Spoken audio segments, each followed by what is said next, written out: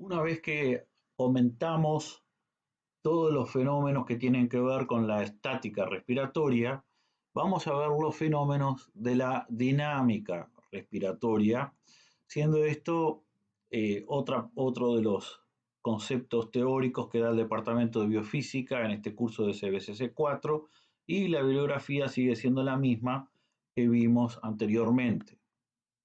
Entonces, lo primero que tenemos que ver es lo que tiene que ver con el ciclo respiratorio y qué eventos mecánicos existen durante durante el ciclo respiratorio. En este caso, al ser dinámico, tenemos que tener en cuenta las variaciones en el tiempo de las variables mecánicas asociadas, a diferencia de lo que estudiamos la clase anterior, donde no teníamos en cuenta el tiempo. Entonces podemos ver que hay una inspiración y una expiración de cierto volumen. Esto sería el volumen corriente que está respirando esta persona acá. Y asociado a este cambio de volumen, que en lo que vimos en otros registros anteriores, la inspiración estaba hacia arriba y la expiración hacia abajo, acá está invertido, simplemente para que comparen bien las gráficas. Eh, Concomitantemente con este aumento del volumen, fíjense lo que ocurre con la presión intrapleural, que esto más o menos lo discutimos. En la medida que se produce la inspiración, la presión intrapleural se va volviendo cada vez más negativa.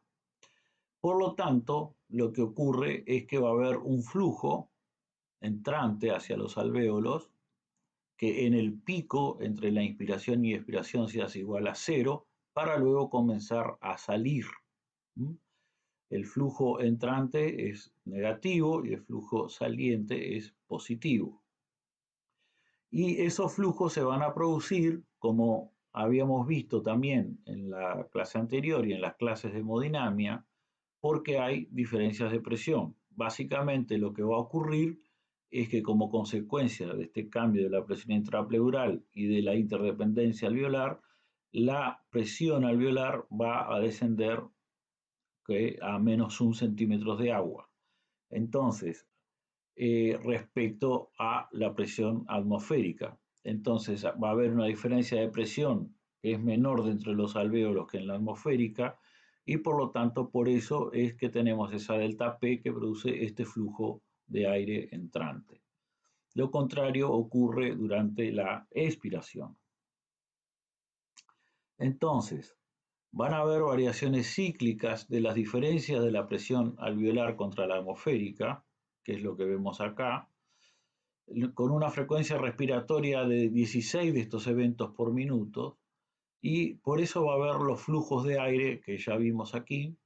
Esto va a implicar una renovación del aire alveolar con una presión intrapleural que siempre es negativa, como pudieron ver. Y durante la inspiración, la presión alveolar desciende bajo la presión atmosférica, y es un fenómeno activo que se produce porque se sale de la zona de equilibrio eh, que vimos de acuerdo a la mecánica estática, que corresponde a la capacidad residual funcional. Con la contracción de los músculos inspiratorios baja la presión intrapleural.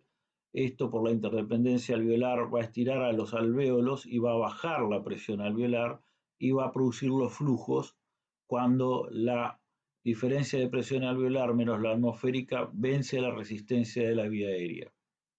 En el final de la inspiración, la presión alveolar se vuelve igual a la atmosférica.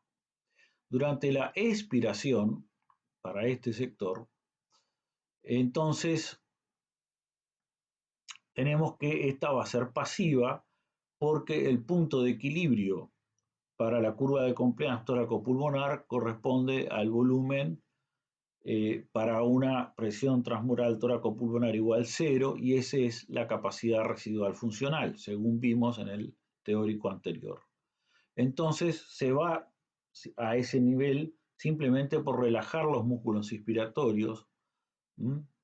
Entonces se va al volumen de equilibrio y como consecuencia va a ir subiendo la presión intrapleural.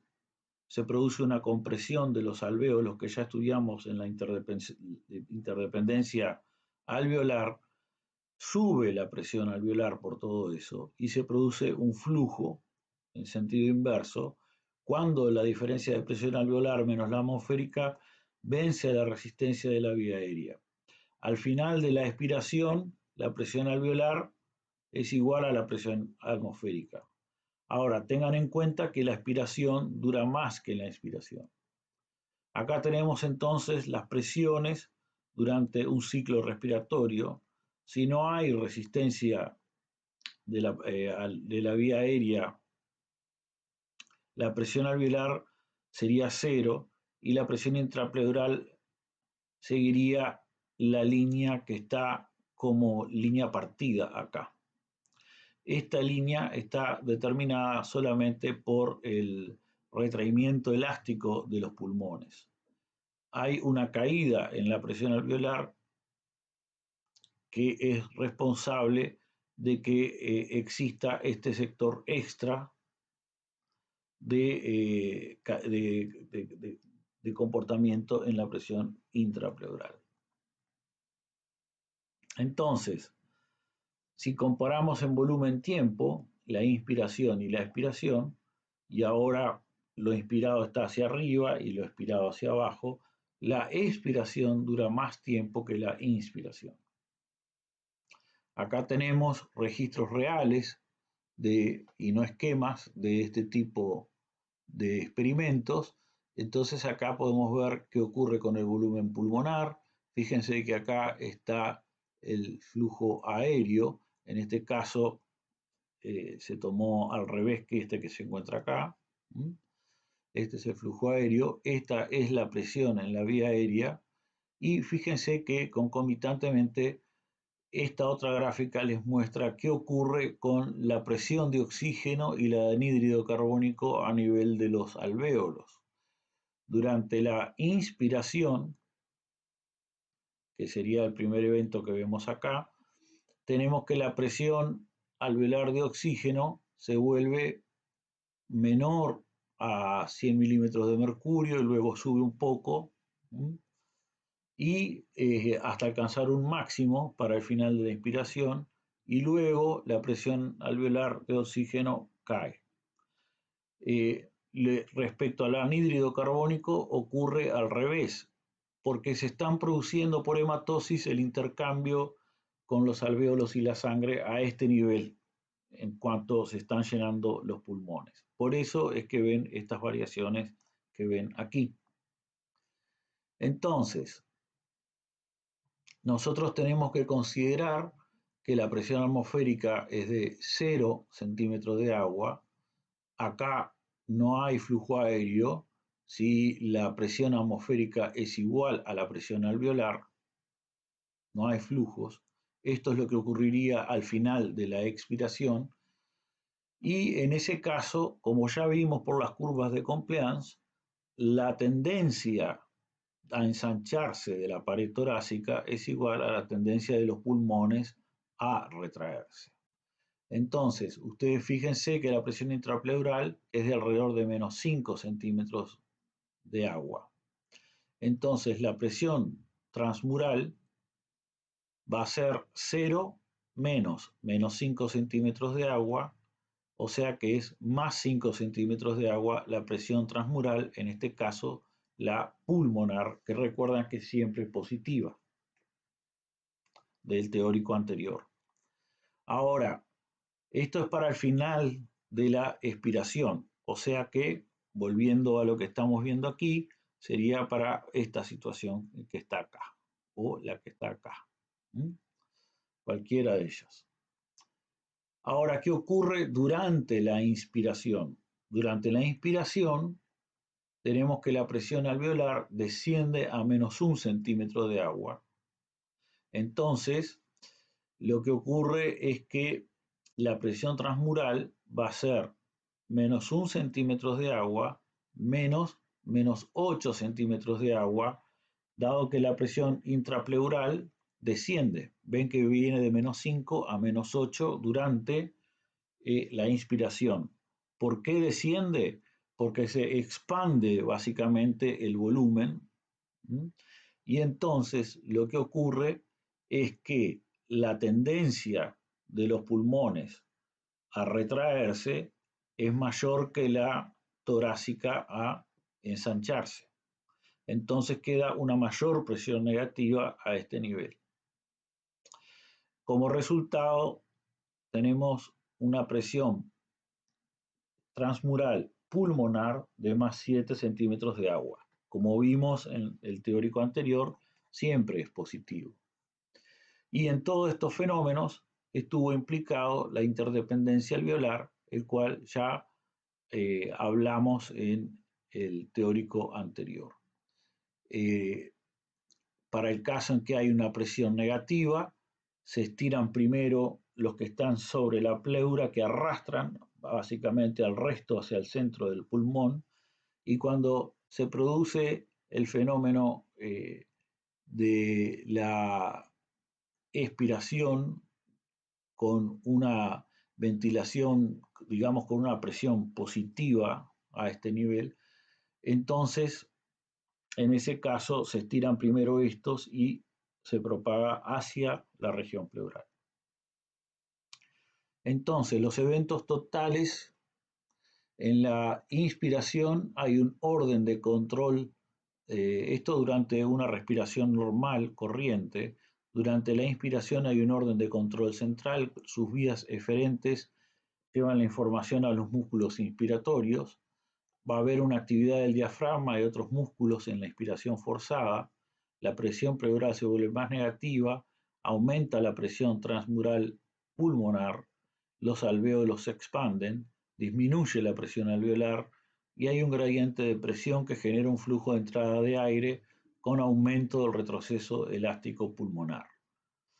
Durante la expiración cesa el comando inspiratorio, los músculos inspiratorios se relajan, disminuye el volumen torácico, la presión pleural se hace menos negativa, disminuye la presión transmural pulmonar, disminuye el volumen alveolar y aumenta la presión alveolar.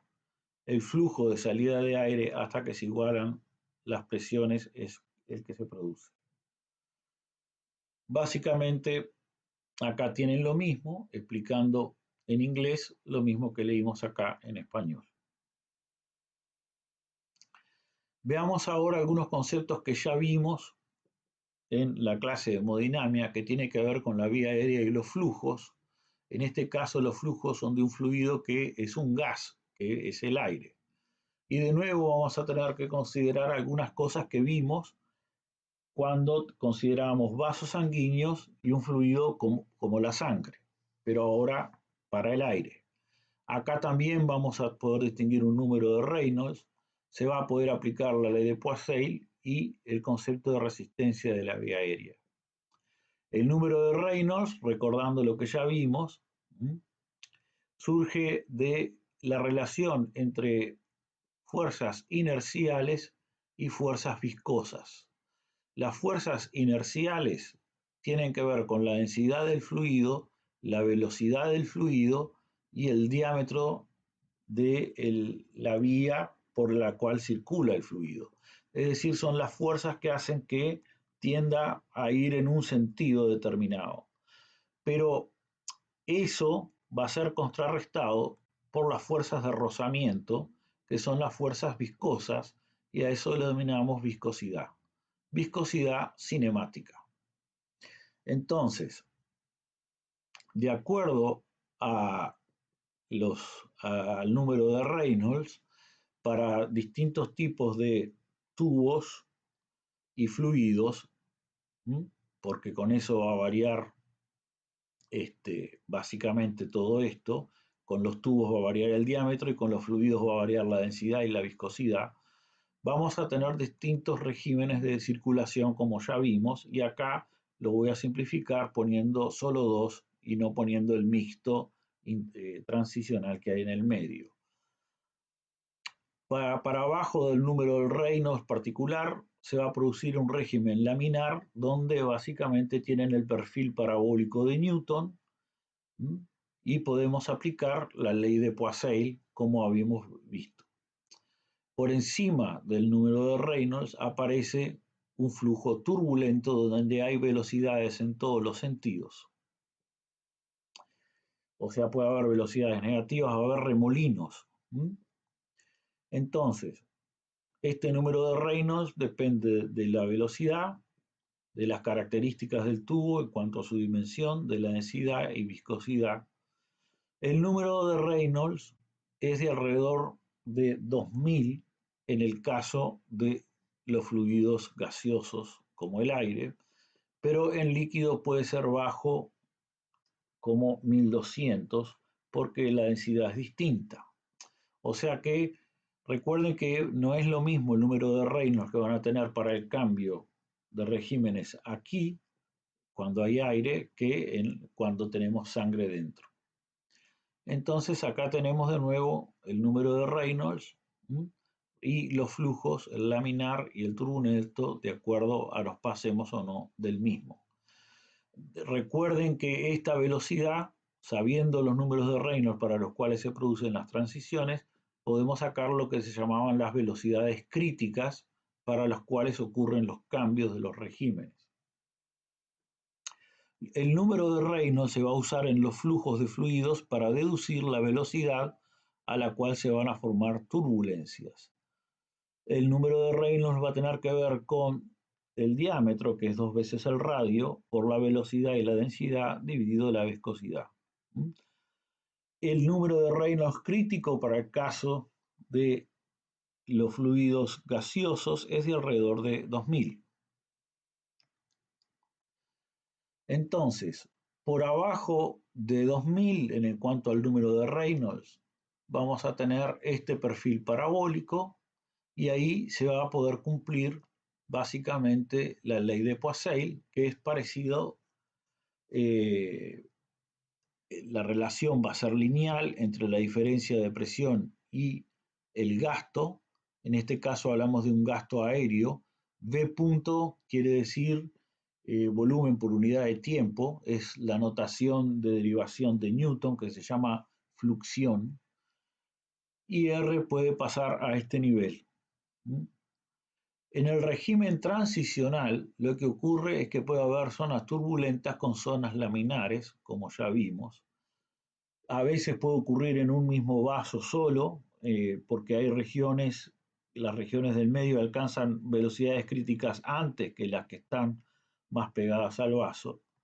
Y luego llega un momento en que el flujo es netamente turbulento y en ese caso hay distintas leyes que traducen más o menos el comportamiento. Es todo un área de investigación muy activa, lo que es tratar de predecir los modelos que pueden explicar los regímenes turbulentos. En este caso, hay un modelo que lo puede explicar por cuanto al flujo va a ser igual a cierta constante por la raíz de diferencias de presiones, que básicamente es lo que ven acá. El flujo laminar tiene relación directamente proporcional entre la diferencia de presión y el flujo, y la pendiente de esa recta de proporcionalidad es la resistencia. Todo esto se produce como cilindros concéntricos que van rozando uno contra otro a una velocidad suficientemente baja como que si ustedes tirasen un chorro de tinta, seguiría siempre la trayectoria de una misma línea. Por eso se llama laminar. De hecho, esos fueron los primeros experimentos que se hicieron para comprobar esto. En el régimen turbulento, la diferencia de presión ya depende del flujo al cuadrado por la resistencia. Esto escrito de otra manera es lo que ven acá, ¿sí? Simplemente que poniendo el flujo con la relación de presión, o sea que tiene que tomar la raíz de la diferencia de presiones y eso va a estar relacionado con 1 sobre R, que va a ser esa constante. Y en el transicional, básicamente van a tener una mezcla de estas dos características, la lineal y la turbulenta. En la vía aérea, en la tráquea, el flujo puede ser turbulento. De hecho, cuando ustedes ponen un estetoscopio sobre la tráquea de una persona que esté callada, pueden oír el ruido de la turbulencia. Acuérdense que la turbulencia da ruidos en general, porque hay impacto contra las paredes de los tubos que contiene. Entonces, si ustedes ponen un estetoscopio por la tráquea y la persona está respirando activamente, pueden llegar a oír ruidos porque hay turbulencias. En el árbol bronquial el flujo es transicional, pero en la pequeña vía aérea el flujo ya es laminar. Todo ello porque se aplica la ecuación de continuidad y el área total de sección, al igual que habíamos visto en hemodinamia, acá el área total de sección en la medida que vamos hacia los alvéolos es cada vez mayor. Por lo tanto, recordar la ecuación de continuidad, esto hace que, porque el área es mayor, la velocidad sea cada vez menor, lo cual favorece el intercambio de gases entre el alvéolo y la sangre a nivel de la zona respiratoria terminal. Entonces, en el flujo laminar, la resistencia es inversamente proporcional a la cuarta potencia del radio del tubo, porque nosotros recordemos que la resistencia viscosa es igual a 8 por la viscosidad por la longitud del tubo dividido pi r a la cuarta. Si tenemos en cuenta que eso es la resistencia viscosa por la ley de Poiseuille, sabemos que en el flujo laminar la resistencia va a ser inversamente proporcional al cuarto poder del radio del tubo. En el flujo laminar, el perfil de velocidades muestra una región central que es más rápida en el gas, y en el flujo turbulento es más probable que pueda ocurrir para números de Reynolds altos. Entonces, en estos casos lo que ocurre es que las fuerzas inerciales dominan a las fuerzas viscosas y entonces se produce ese desorden que vemos. Recordando lo de la ley de Poiseuille, recuerden que la misma permite determinar el flujo laminar estacionario de un fluido a través de un tubo cilíndrico rígido de sección circular constante.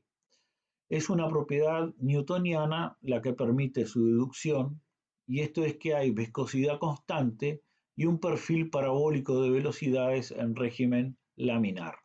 Recuerden que en el caso de tener un régimen laminar hay una relación directamente proporcional entre la diferencia de presión y el flujo, y lo que hace la ley de Poiseuille es determinar básicamente a qué es igual esta resistencia viscosa.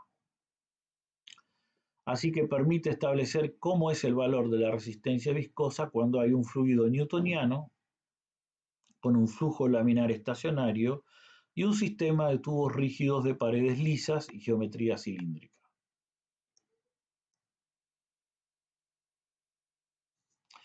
La ley de Poiseuille, entonces, va a estar relacionada con el producto de 8 por la viscosidad por la longitud dividido pi r a la cuarta, como ya vimos. Y los elementos que participan en la generación de resistencia van a ser el largo L del tubo, a mayor longitud, mayor resistencia viscosa, el radio R del tubo, a mayor radio a la cuarta, menor resistencia viscosa, y la viscosidad del fluido, a mayor viscosidad, mayor resistencia viscosa.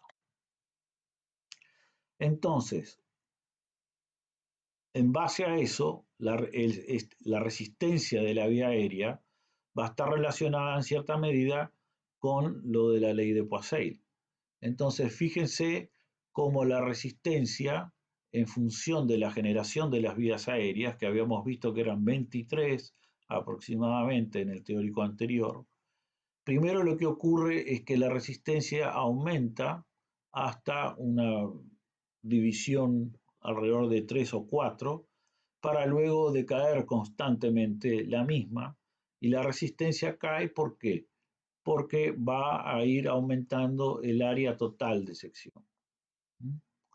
Entonces, de nuevo, los lugares donde hay mayor pendiente de la resistencia en relación con las generaciones de la vía aérea son los lugares que van a controlar con la musculatura lisa de los mismos los flujos hacia las regiones más distantes donde se encuentran los bronquiolos terminales. Entonces, este sector que ven acá es un sector que básicamente va a controlar bastante la vía aérea, el flujo hacia el intercambio alveolo capilar. La resistencia de la vía aérea puede definirse como la diferencia de la presión que existe en los alvéolos menos la presión en la boca dividido el flujo. Y acá les comenta sobre cuáles son los principales sitios de la resistencia de la vía aérea. Y justamente quieren hacer notar que los bronquios de tamaño intermedio son quienes más contribuyen a la resistencia y que se localiza relativamente poco en la pequeña vía aérea. Entonces, si ponemos esto que está acá, vemos la resistencia de la vía aérea como cae de esta manera, y al igual que vimos en primer año, la inversa de la resistencia, si la resistencia es dificultad, es la conductancia. Entonces, podemos graficar la resistencia en función del volumen pulmonar. En la medida que se expande el volumen del pulmón, se van incrementando el área de sección, digamos, de cada uno de los componentes de la vía aérea, por lo cual la resistencia de la vía aérea va a ir disminuyendo con el incremento del tamaño pulmonar. Como la conductancia es la inversa de la resistencia, quiere decir que la conductancia al aire, que es lo que está acá, va a ir aumentando en la medida que aumenta esta capacidad pulmonar. Entonces, la resistencia de la vía aérea es más alta en los bronquios medianos y es baja en las vías aéreas que son muy pequeñas, que es lo que pueden ver acá, ven que la pendiente prácticamente tiende a cero. Disminuye en tanto el volumen pulmonar aumenta debido a que la vía aérea es estirada para que se abra por el contacto con el área restante. Debemos recordar que el músculo bronquial está controlado por el sistema nervioso autónomo y que la estimulación de los receptores beta-adrenérgicos, en este caso son receptores beta 2, van a causar broncodilatación. Esto lo vamos a ver bien al final de esta clase. Y cuando uno respira un gas denso, como cuando está buceando, aumenta la resistencia.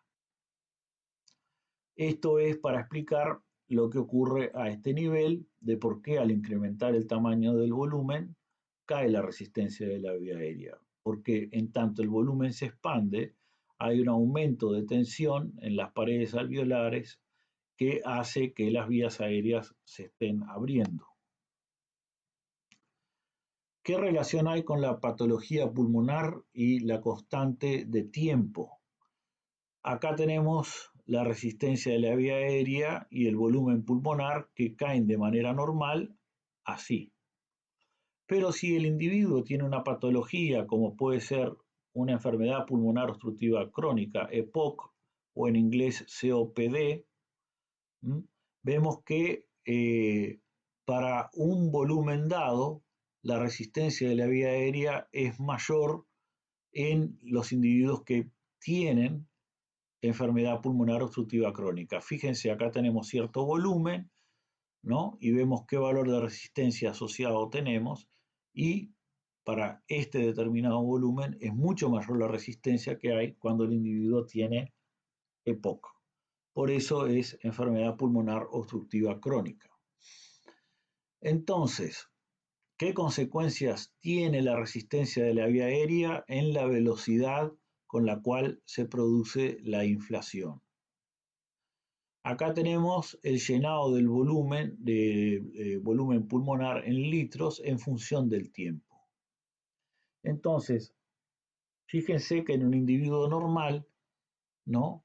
Donde se produce el llenado a 0,5 litros de volumen tidal en este tiempo, o sea que es bastante rápido.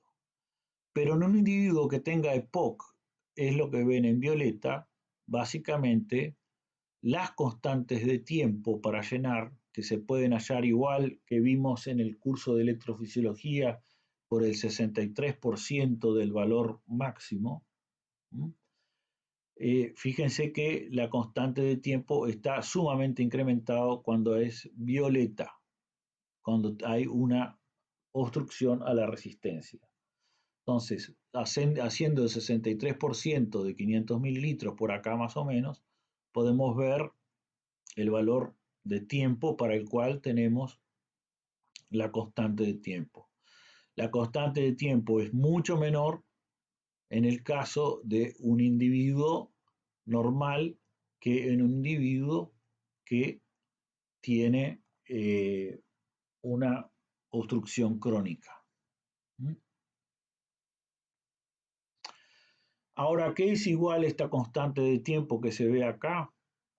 Bueno, acá tienen tres situaciones. El normal, que es el que se ve aquí, como A. Este es un individuo que tiene una restricción al llenado de aire en los pulmones, y este es un individuo que tiene obstrucciones, o sea, un incremento de la resistencia. El individuo restrictivo tiene una alteración en la cinética de llenado, o sea que tiene su constante de tiempo alterada, pero también lo tiene el individuo que tiene una restricción, donde vimos este enlentecimiento que se encuentra acá. Y de las dos cosas, y en base a una serie de cálculos, se puede deducir que esta constante de tiempo que está acá, así como era el producto de resistencia por capacitancia en el curso que se vio en BCM, la constante de tiempo acá en respiratorio es el producto de la resistencia de la vía aérea, pero por la compliance. Entonces, esto acá representa la compliance. Entonces, ¿qué consecuencias va a tener la resistencia de la vía aérea en el volumen tidal, dado que va a influir en la constante de tiempo esa resistencia de la vía aérea? Entonces, con el cambio de la frecuencia en respiraciones por segundo, fíjense que los pulmones para un individuo con obstrucción se llenan lento y se vacían lento. Entonces, cuando incremento la frecuencia respiratoria, el volumen corriente es cada vez menor porque tiene una tau, porque la resistencia está aumentada, bastante mayor. Es lo que ven acá en violeta. En cambio, en el individuo normal recién ven caer el volumen corriente cuando la frecuencia respiratoria es bastante mayor. Entonces, en los pulmones normales, el volumen tidal solo comienza a caer a alta frecuencia. En cambio, en los pulmones que tienen una alta constante de tiempo, en este caso debido, por ejemplo, a que la resistencia de la vía aérea esté aumentada, el volumen corriente comienza a caer a frecuencias respiratorias bajas, muy poco por encima de la que tiene en nivel de reposo. O sea que tiene menos reserva funcional para afrontar situaciones que en el otro individuo. Y esto es la traducción de lo que ven acá en violeta, donde se ve que el volumen tidal o corriente con la frecuencia, en la medida que aumenta la frecuencia respiratoria, va cayendo. Cae mucho más rápidamente cuando hay una tau elevada debido a que hay una resistencia elevada. Así que eso es una consecuencia de tener un aumento de la resistencia de la vía aérea y cómo podemos relacionar la patología pulmonar con elementos de medida biofísicos como ser la constante de tiempo. Pero fíjense que aparte del pulmón entero, que es lo que vimos anteriormente, esto también tiene consecuencias a nivel de conjuntos de células, donde tenemos la constante de tiempo alveolar, que va a ser igual al producto de la resistencia de las vías a ese nivel de los alvéolos por la compliance alveolar. Miren qué interesante esto que ocurre a nivel comparativo de los alvéolos. Si yo tengo que si la tau es igual para el 1 y el 2, el llenado de ambos alvéolos, debido a que la tau marca la cinética de llenado, va a producir un llenado sincrónico, los dos alvéolos se expanden al mismo tiempo, lo cual tiene consecuencias por la interdependencia alveolar que ya vimos. Pero si hay una obstrucción en uno de las ramas que llena uno de los alvéolos, entonces voy a tener una resistencia que me va a cambiar la constante de tiempo a este nivel y el llenado se va a producir más lento acá que acá, por lo cual hay un llenado asincrónico, más constante de tiempo, se produce más lento el llenado. Es decir, que en la respiración de este individuo se llena rápidamente el 1 y el 2 casi que no se llena menos por el aumento de la resistencia. Y cuando se produzca la expiración, el 1 baja rápidamente su volumen y en cambio el 2 baja poco.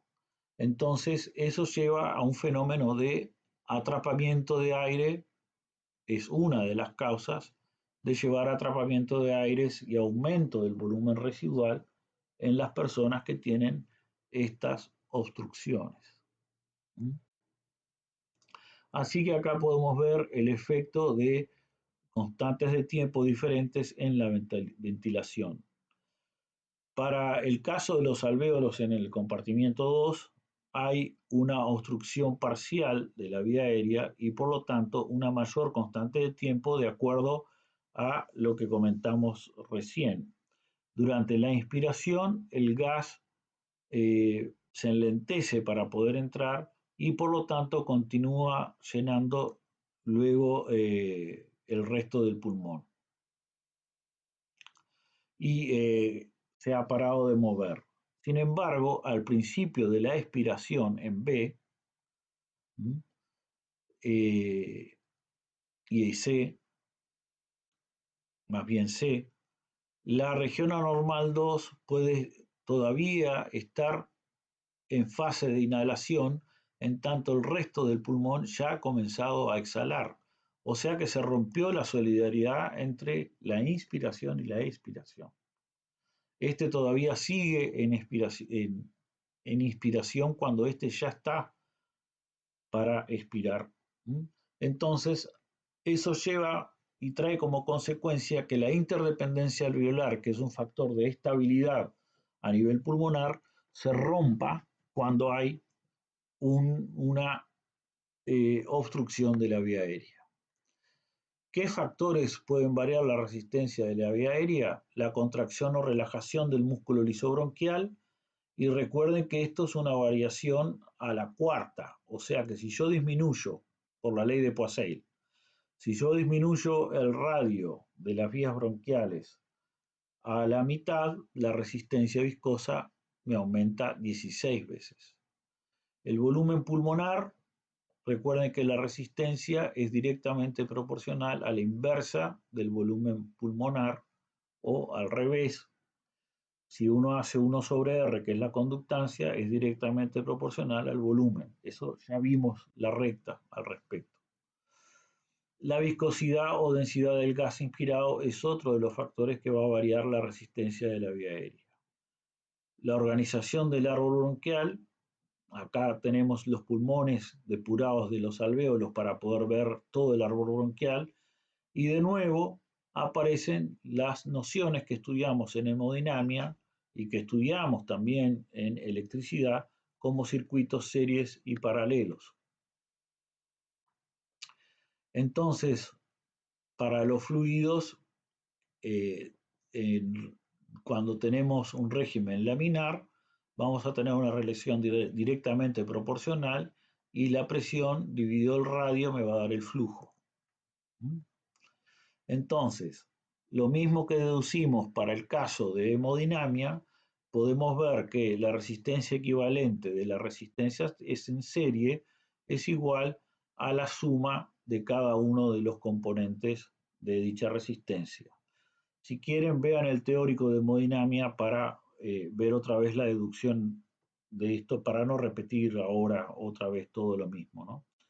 En cambio, para las resistencias en paralelo, la inversa de la resistencia equivalente es igual a la suma de las inversas de cada uno de los componentes en paralelo de las resistencias de cada uno de estos componentes en paralelo. Entonces, lo que sucede en el aparato o el sistema respiratorio es que la resistencia es relativamente baja en la tráquea y va aumentando hacia los bronquios, como ya vimos en esta slide que está acá. Es este aumento que ven acá, ¿ven?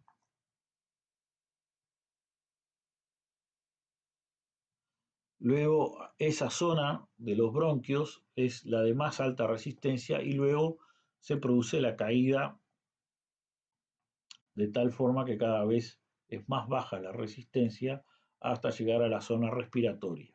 Ya estudiamos esto en otra slide.